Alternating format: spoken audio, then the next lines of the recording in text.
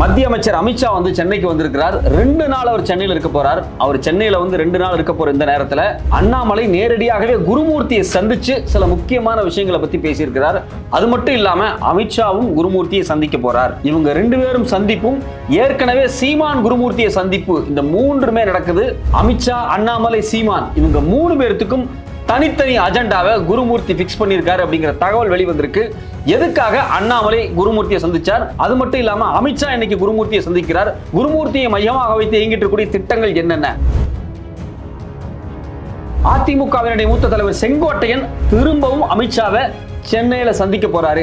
அவர் கூட அதிமுகவினுடைய மிக முக்கியமான பொறுப்பாளர்களுக்கும் அப்பாயின்மெண்ட் கொடுக்கப்பட்டிருக்கு. குறிப்பா 2024 தேர்தலை மையமாக வச்சு செங்கோட்டையனுக்கு மிக முக்கியமான ஒரு பொறுப்பை அமித்ஷா ஒதுக்க போறாரு அப்படிங்கிற தகவல் வெளிவந்திருக்கு. எதுக்காக செங்கோட்டையன் 2வது முறையாக அமித்ஷாவை சந்திக்கிறாரு? இதுக்கு பின்னாடி இருக்கக்கூடிய அரசியல் என்ன? சென்னையில் இருக்கக்கூடிய அமித்ஷாவை சந்திக்கிறதுக்கு அன்புமணி அப்பாயின்மெண்ட் கேட்டிருக்காரு. அந்த அப்பாயின்மெண்டின் அடிப்படையில் அமித்ஷாவை சந்திக்கிறதுக்கு அன்புமணி முயற்சிக்கும் போது வெளிப்படையாகவே நீ அமித்ஷாவை சந்திக்க கூடாது அப்படின்னு ராமதாஸ் உத்தரவிட்டிருக்கிறார். எதுக்காக ராமதாஸ் அன்புமணியை அமித்ஷாவை சந்திக்க கூடாதுன்னு சொன்னாரு? அமித்ஷா அன்புமணி சந்திச்சால் என்ன நிகழும்? பாமகவை 2ஆ உடைக்க அமித்ஷா திட்டம் போடுறாரா? இதுக்கு பின்னாடி இருக்கக்கூடிய அரசியல் என்ன? வணக்கம், இது தமிழ் குரல். நான் உங்கள் சத்யராஜ். தமிழ்நாட்டில் பாஜகவினுடைய அலுவலகமான கமலாலயம் எவ்வளவு பரபரப்பாக இருக்கோ அதே அளவுக்கு ஐடிசி கிராண்ட் சோலா ஹோட்டலும் பரபரப்பாக இருக்கு அப்படிங்கிறாங்க. மத்திய அமைச்சர் அமித்ஷா சென்னை வந்திருக்கிறார். 2 நாள் இங்கே தங்குறாரு. அவர் 2 நாள் இங்கே தங்குறதுடைய முக்கியமான நோக்கம் என்ன அப்படின்னா, அதிமுகவில் இருக்கக்கூடிய பல முக்கியமான தலைவர்களே அவர் சந்திச்சு பேசுறாரு. குறிப்பாக நாம் தமிழர் கட்சியை சார்ந்த சீமானையும் சந்திக்கிறார் அப்படிங்கிற தகவலும் வந்திருக்கு. இது மட்டும் இல்லாம பாமக தலைவரை சந்திக்கிறார் அப்படிங்கிற தகவலும் வந்திருக்கு. இந்த 2 நாள் தமிழ்நாடு விசிட்டினுடைய மிக முக்கியமான விஷயமே என்ன அப்படின்னா, பாஜகவினுடைய மாநில தலைமையில் இருக்கக்கூடிய சிக்கல்களை நீக்குவது. அது மட்டும் இல்லாம பாஜக அதிமுகவினுடைய கூட்டணியை பலப்படுத்தும் விதமாக யாரெல்லாம் புதிய ஆட்களை கூட்டணிகளை கொண்டு வர்றது இப்படின்னு பல விஷயங்களை வந்து இந்த 2 நாள் உட்கார்ந்து அவர் வந்து பேசி முடிச்சுட்டு அப்புறம் டெல்லிக்கு போகலாம் அப்படிங்கிற மனநிலைக்கு அவர் வந்துட்டார். ஏன்னா இங்கே இருந்து ஒரு குரூப் படையெடுத்து டெல்லிக்கு போய் நிர்மலா சீதாராமனை பார்த்து மீட் பண்ணுறது, அப்புறம் அமித்ஷா பார்த்து மீட் பண்ணுறது, அங்கே யாரெல்லாம் உட்காந்துருக்காங்களோ எல்லாத்தையும் பார்த்து மீட் பண்ணுறது அப்படிங்கிற வேலையை தொடர்ச்சியாக செஞ்சுக்கிட்டு இருக்காங்க. ஐயா, எப்படியாவது அதிமுகவை திருப்பி ரீஎஸ்டாப்ளிஷ் பண்ணணும், தயவு செஞ்சு அந்த சசிகலா அம்மாவாக இருக்கட்டும், இல்லை டிடிவி தினகரனாக இருக்கட்டும், ஓபிஎஸ்ஸாக இருக்கட்டும், எல்லாத்தையும் ஒன்று சேர்க்கறதுக்கு ஏதாவது ஒன்று பண்ணுங்க. நம்ம திமுகவை தமிழ்நாட்டில் இந்த தேர்தலில் எப்படியாவது தோக்கடிக்கணும், அது முழுக்க முழுக்க எங்களுக்கு ஏதாவது ஒன்று பண்ணுங்க அப்படின்னு சொல்லி பாஜக அதிமுக 2 தரப்புமே கெஞ்சிக்கிட்டு இருக்கு. அதுல முக்கியமான பிரச்சனை உங்களுக்கே தெரியும். அண்ணாமலை பாஜகவின் தலைவராக இருந்தால் நான் கூட்டணிக்கு வரமாட்டேன் அப்படின்னு மிகப்பெரிய முரண்பாடோடு செயல்பட்டு இருக்கக்கூடிய எடப்பாடி, எப்படியாவது அண்ணாமலைக்கு எடப்பாடிக்கு ஒரு கன்வீன்ஸை உருவாக்கலாம் அப்படின்னு பாஜக பல முயற்சிகளை செஞ்சுட்டு இருக்கும்போது உள்ள கட்சிக்குள்ள இன்னும் பல சிக்கல்கள்லாம் போயிட்டு இருக்கு. இது ரொம்ப முக்கியமான விஷயம் என்னன்னா, பாஜகவுக்குள்ளேயே பாத்தீங்கன்னா அண்ணாமலை தலைவராக இருக்கிறது பிடிக்கல அப்படிங்கிறது யதார்த்தமான உண்மையா இருக்கு. பாஜகக்குள்ள நிறைய அதிருப்தியாளர்கள் இருக்காங்க பாத்தீங்களா, அவங்க எல்லாத்தையும் எடப்பாடி ஒரு ட்விஸ்ட் பண்றாரு. எப்பா முதல்ல அண்ணாமலை மாத்த சொல்லுங்க, நான் கூட்டணிக்கு வரேன் அப்படிங்கிறாரு.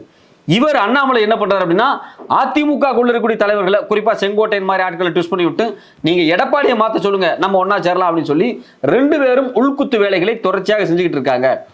இந்த பஞ்சாயத்துகள் எல்லாம் முடிச்சு கூட்டணி எல்லாம் 26ல உறுதி பண்ணி 26 எலெக்ஷன்ல எப்படியாவது ஜெயிச்சிடணும் அப்படிங்கிறது பாஜகவினுடைய மிகப்பெரிய கனவு.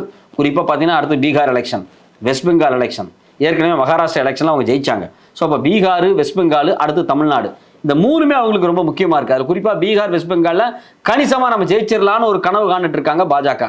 தமிழ்நாட்டை பொறுத்த வரைக்கும் பாஜக தனித்து ஜெயிக்க முடியாது. ஆனா திமுக அரசு இருக்க வரைக்கும் நமக்கு தினம் தொந்தரவு. இவங்க ஏதோ பண்ணிட்டே இருக்காங்க. கவர்னருக்கு எதிராக உச்சநீதிமன்றத்துக்கு போய் நீங்க ஜெயிச்சிட்டாங்க. டீலிமிட்டேஷன் குறித்து தென்னிந்திய மாநிலங்கள் எல்லாத்தையும் ஒரு ஆர்கனைஸ் பண்ணி ஒரு கூட்டத்தை போட்டு இந்தியா முழுக்க பரபரப்பான நியூஸா மாத்துறாங்க. நீட்டுக்கு எதிராக பஞ்சாயத்து பண்றாங்க, ஹிந்திக்கு எதிராக பஞ்சாயத்து பண்றாங்க. தமிழ்நாட்டில் திமுக இருக்கக்கூடாது. ஏன்னா தமிழ்நாடு திராவிட மாடல் அதனுடைய வளர்ச்சியை தொடர்ச்சியாக வட இந்தியாவில் பேச ஆரம்பிச்சிட்டாங்க. இந்த பேச்சு வட இந்தியாவில் நடக்கக்கூடாது. குறிப்பாக பிடிஆர் மாதிரியான ஆட்கள் இன்டர்வியூ கொடுத்தா வட இந்தியா முழுக்க வைரலாகி டிஸ்கஷனாக வருது பார்த்தீங்களா. இதெல்லாம் எதுவுமே இருக்கக்கூடாது அப்படின்னா திமுக 26ல் இருக்கக்கூடாது. அதுக்கு எந்த எக்ஸ்ட்ரீமுக்கு வேணாலும் போகலாம் அப்படிங்கிற முடிவுக்கு அமித்ஷா, மோடி வந்துட்டாங்க. அதுக்காகத்தான் 2 நாள் பிரத்யோகமாக சென்னையிலேயே வந்து உட்கார்ந்து இந்த கூட்டணி பஞ்சாயத்துகளை முடிவு பண்ணணும் அப்படிங்கிற இடத்துல இருக்காங்க. இந்த கூட்டணி பஞ்சாயத்துல புது ட்விஸ்ட் என்ன அப்படின்னா, அவர் அன்புமணியை சந்திச்சு பேசலான்னு ஒரு அப்பாயின்மெண்ட் எல்லாம் போட்டு இருக்காங்க. அன்புமணியவே கட்சி விட்டு அவங்க அப்பா தூக்கி விட்டாரு. அது ஒரு தனி பஞ்சாயத்தா இப்போ ஓடிக்கிட்டு இருக்கு. ஸோ அந்த பஞ்சாயத்து தனி பஞ்சாயத்து. அப்ப இங்க நம்ம வரும் அப்படின்னா, குறிப்பாக சொல்ல போனா பாஜகவினுடைய அடுத்த தலைவர் யாரு அப்படின்னு முடிவாகி பேசிட்டு இருக்கக்கூடிய இந்த நேரத்தில் பாஜக தரப்புல இருந்து இன்னொரு நியூஸ் வேற வந்திருக்கு. புதுசா ஒரு குண்டை தூக்கி போட்டிருக்காங்க. என்ன சொல்றாங்க அப்படின்னா, பாஜகவுக்கு தலைவராக இருக்கணும் அப்படின்னா குறைந்தபட்சம் 10 ஆண்டுகள் கட்சியினுடைய உறுப்பினராக இருக்கணும். 10 ஆண்டுகள் கட்சியினுடைய உறுப்பினராக இருக்கணும் அப்படின்னா அண்ணாமலையும் 10 வருஷமா உறுப்பினர் கிடையாது, நயினார் நாகேந்திரன் உறுப்பினர் கிடையாது. இப்ப 2 பேருக்குமே ஒரு பெரிய சிக்கல் உருவாயிடுச்சு. அது மட்டும் இல்லாம 3 பருவம் தீவிர பாஜக உறுப்பினராக இருக்க வேண்டும் அப்படின்னு ஒரு கேட்டகரி வச்சிருக்காங்க. இது மட்டும் இல்லாம 10 பொதுக்குழு உறுப்பினர்களின் பரிந்துரை தேவை அப்படிங்கிறாங்க. இது எல்லாமே பார்த்தா அண்ணாமலைக்காகவே கொண்டு வரப்பட்டதா தான் இருக்கு. அதனாலதான் அண்ணாமலை ஓடி போய் உட்கார்ந்து குருமூர்த்தி பேசுறாரு, ஐயா இது மாதிரியான ரூல்ஸ் அண்ட் ரெகுலேஷன்லாம் கொண்டு வர்றாங்க. 10 வருஷம் நான் மெம்பர் கிடையாது, உங்களை நம்பி, நீங்களாம் ஆர்எஸ்எஸ்காரர், உங்களை நம்பி தான் நான் வந்து ஐபிஎஸ் போஸ்ட்டை எழுதி கொடுத்துட்டு வந்திருக்கிறேன். என்ன நீங்கள் கட்சி விட்டு தூக்கிறதுக்கான எல்லா வேலையும் பார்க்குறீங்க. நானும் என் தொண்டர்களை வச்சு அங்கங்கே போஸ்ட் ஒட்டி பெரிய பெரிய ட்விஸ்டெல்லாம் பண்ணி பார்க்குறேன். அண்ணாமலை கட்சி விட்டு அனுப்பப்பட்டால் நான் பாஜக விட்டு போயிடும் அப்படின்னு அவன் ஒரு செல்ஃபி எடுத்து ஒரு வீடியோ போட்டுக்கிட்டு இருக்கான். கட்சி கொடியெல்லாம் தூக்கி வெளியே போடுற மாதிரிலாம் வீடியோ போட்டுக்கிட்டு இருக்கான். ஸோ இதெல்லாமே இவங்களுடைய ஐடிவிங் செட்டப்புங்கிறது எல்லாத்துக்கும் தெரியும், பாஜகவுக்கும் தெரியும், குருமூர்த்திக்கும் தெரியும். இப்போ குருமூர்த்தி என்ன சொன்னார் அப்படின்னா, நீங்கள் தயவு செஞ்சு போயிடுங்க, இந்த 26ல் எப்படியாவது அதிமுக உள்ள இணைச்சு சீமான உள்ள கொண்டு வந்து எப்படியாவது நம்ம வந்து திமுகவை பாஜக துடிப்போடு இருக்கும்போதே நீக்கி நம்ம காமிக்கணும், தமிழ்நாட்டில் வந்து நம்ம வந்து ஒரு மிகப்பெரிய ஃபோர்ஸாக மாறி காமிக்கணும் அப்படின்னு சொல்லி குருமூர்த்தி சில அட்வைஸை கொடுக்குறாரு. குருமூர்த்தி வழக்கமாக படுமோசமான படுமுட்டாள்தனமான எந்த விதமான யதார்த்தம் ஒன்றுமே இல்லாமல் பல அட்வைஸை கொடுப்பாரு. அவர் தான் என்ன சொன்னார், ஓபிஎஸ்ஸை போய் தியானம் பண்ண சொன்னார். இன்னைக்கு ஓபிஎஸ் நடுத்தெருவுக்கு வந்துட்டார். அவர் அதிமுக விட்டு போய் அவர் அரசியல் வாழ்க்கை போய் அவன் பையன் அரசியல் வாழ்க்கை போய் எல்லாம் நாசமாக போயிடுச்சு. ஓபிஎஸ் இது மாதிரியான பஞ்சாயத்துகளுக்கு வர்றதுக்கு முன்னாடியே குருமூர்த்தி சொல்லி தான், குருமூர்த்தியினுடைய அட்வைஸின் பேரில் தான் சசிகலாவை ஜெயிலில் போட்டது. அது மட்டும் இல்லாமல் டிடிவியை காலி பண்ணது. இது எல்லாமே வந்து குருமூர்த்தியினுடைய செட்டப்பில் தான் நடந்துகிட்டு இருக்கு. குருமூர்த்தி அப்படிங்கிற ஒரு அரசியல் புரோக்கர். அவர் குறித்து ஒரு புக்கே வந்திருக்கு, தமிழ் புலம் வெளியிட வந்து எப்படியெல்லாம் வந்து அரசியல் புரோக்கர் வேலை பார்ப்பாரு குருமூர்த்தி அப்படின்னு சொல்லி வெளிப்படையாகவே ஆதாரத்தோட போட்டிருக்காங்க.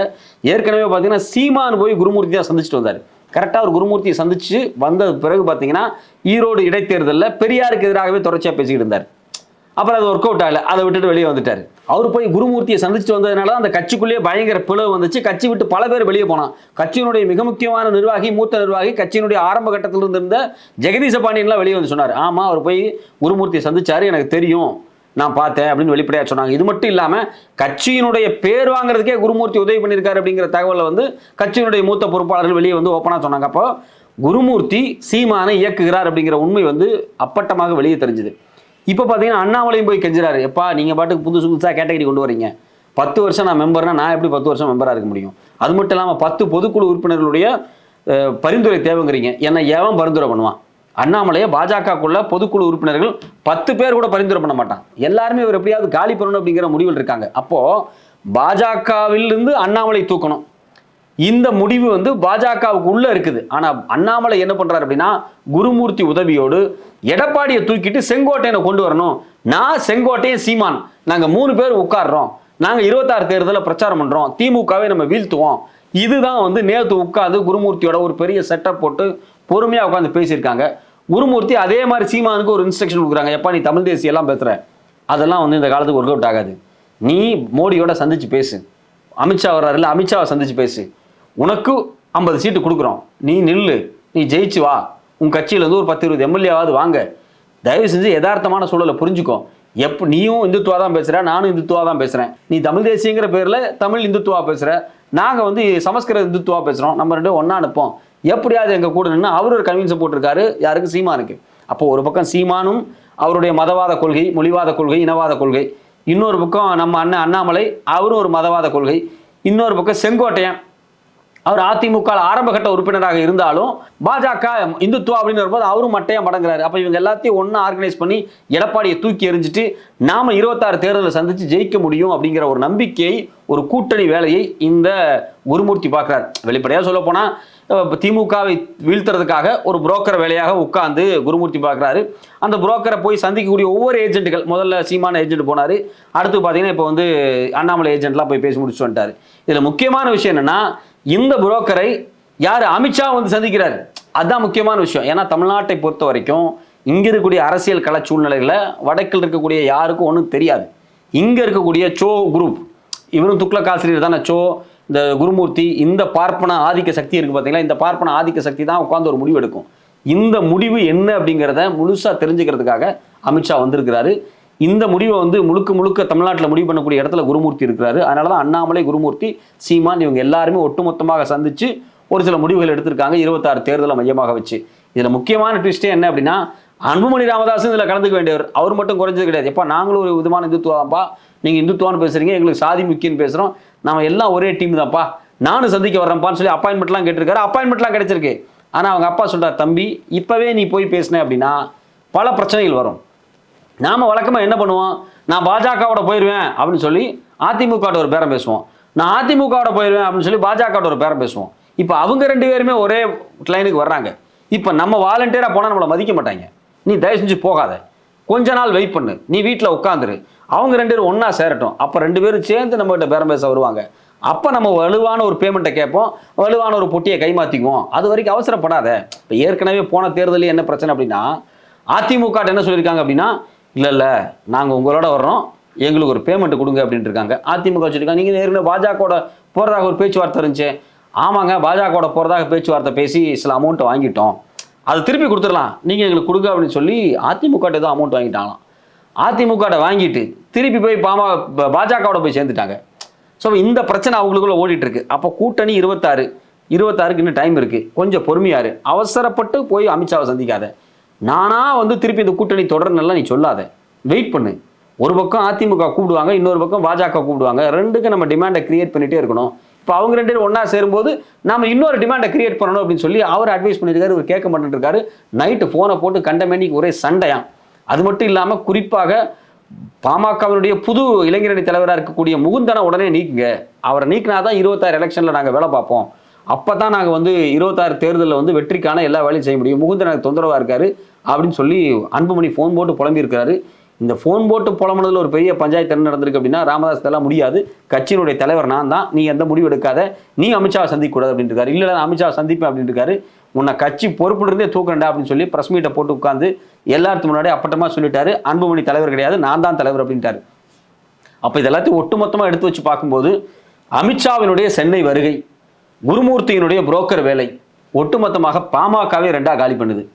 இன்னொரு பக்கம் பார்த்தீங்க அப்படின்னா அதிமுகவே 2ஆக காலி பண்ணுது.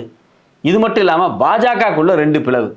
அதாவது குருமூர்த்தி மாதிரியான ஒரு ஆள் என்ன செய்வார் அப்படிங்கிறதுக்கு இதுதான் எடுத்துக்காட்டு. அதிமுக உடைக்கணும், பாமகவை உடைக்கணும், பாஜகவை உடைக்கணும், எல்லாத்தையும் உடைக்கணும். எதுக்காக எல்லாத்தையும் உடைக்கணும்? இந்துத்துவா ஆர்எஸ்எஸ் அப்படிங்கிற ஒரு நலனுக்காக இங்கே இருக்கக்கூடிய எல்லா மக்களுக்கு இடையிலையும் டிவைட் அண்ட் ரூல் பாலிசியை பண்ணக்கூடிய ஒரே குழு இந்த குருமூர்த்தி குழு தான். அந்த குருமூர்த்தி குழு ரொம்ப தெளிவாக இந்த வேலையை செஞ்சுக்கிட்டு இருக்கு. உண்மையிலே குருமூர்த்தி போடக்கூடிய கால்குலேஷன் ஜெயிக்குமா, இல்லை 26 தேர்தலில் இந்த மொத்த கூட்டணியும் மண்ணை கவுமா அப்படிங்கிறத இந்த 2 நாள் பேச்சுவார்த்தை இருக்குது பார்த்தீங்களா, இந்த பேச்சுவார்த்தைக்கு பிறகு சில ஹிண்ட் கிடைக்கும். அதாவது எப்படி இருந்தாலும் 26 தேர்தலில் திமுக கூட்டணி வலுவாக இருக்குது, அவங்க தான் ஜெயிக்க போகிறாங்க அப்படின்னு வெளிப்படையாக தெரியுது இப்போ வரைக்கும். ஆனால் இவங்க எப்படியாவது சீமான உள்ளே கொண்டு வந்து ஒரு 8%, பாஜக வந்துச்சுன்னா ஒரு 8%, அதுக்கு ஆர்கானிக்காக இருக்குதுன்னு அவங்க நினைக்கிறாங்க. அது மட்டும் இல்லாமல் இந்த கால்குலேஷன்லாம் பண்ணலாம். விஜயை கடைசி நேரத்தில் ஒரு நெருக்கடியை கொடுத்து அதை பண்ணி இதை பண்ணி விஜய் வந்து தேர்தலுக்குள்ளேயே வராமல், இந்த தேர்தல் 26 விஜய் எலெக்ஷனுக்குள்ளேயே வராத மாதிரி பண்ணிடுவோம் அப்படிங்கிற கான்ஃபிடன்ஸில் ஒரு புது கூட்டணியை உருவாக்குறதுக்கு குருமூர்த்தி தலைமையில் எல்லாம் வேலை பார்த்துட்டு இருக்காங்க. அண்ணாமலை குருமூர்த்தியை சந்தித்ததே இதுக்காக தான், எப்படியாவது என்ன தலைவராக வச்சுருங்க, ஏன்னா இந்த தடவை ஜெயிக்கிறதுக்கு வாய்ப்பு இருக்குது, நிறைய சீட்டு ஜெயிக்கிறதுக்கு வாய்ப்பு இருக்குது, நான் தமிழ்நாடு சட்டமன்றத்துக்குள்ளே ஒரு எம்எல்ஏவாக போய் சேரணும்னு ரொம்ப ஆசைப்பட்றேன், தயவு செஞ்சு என்னை எப்படியாவது வந்து இந்த தேர்தல் வரைக்கும் என்னை வச்சுருங்க, நான் எம்எல்ஏவாக ஜெயிச்சிட்றேன், அதுக்கு பிறகு வேணால் நான் கட்சி தலைமையை விட்டுட்டேன், நான் வேணால் எம்எல்ஏவானாலும் உட்காந்துக்கிறேன் அப்படின்னு சொல்லி கெஞ்சி கதறி இருக்காரு. அதே மாதிரி சீமானும் ஒரு முறையாவது சட்டமன்றத்துக்குள்ள நான் எம்எல்ஏவாக போயிடுறேன், நான் அதிமுக கூட்டணிக்கு வர்றேன் அப்படின்னு சொல்லி அவரும் கெஞ்சி கூத்தாடி இருக்காரு. இது குறித்தான எல்லா புரோக்கர் வேலையும் குருமூர்த்தி தலைமையில் நடந்துட்டு இருக்கு. குருமூர்த்திங்கிற புரோக்கர் அமித்ஷாவை சந்திக்க போறாரு. அந்த சந்திப்பில் என்ன நடக்குது அப்படின்னு நாம பொறுத்திருந்து பார்ப்போம்.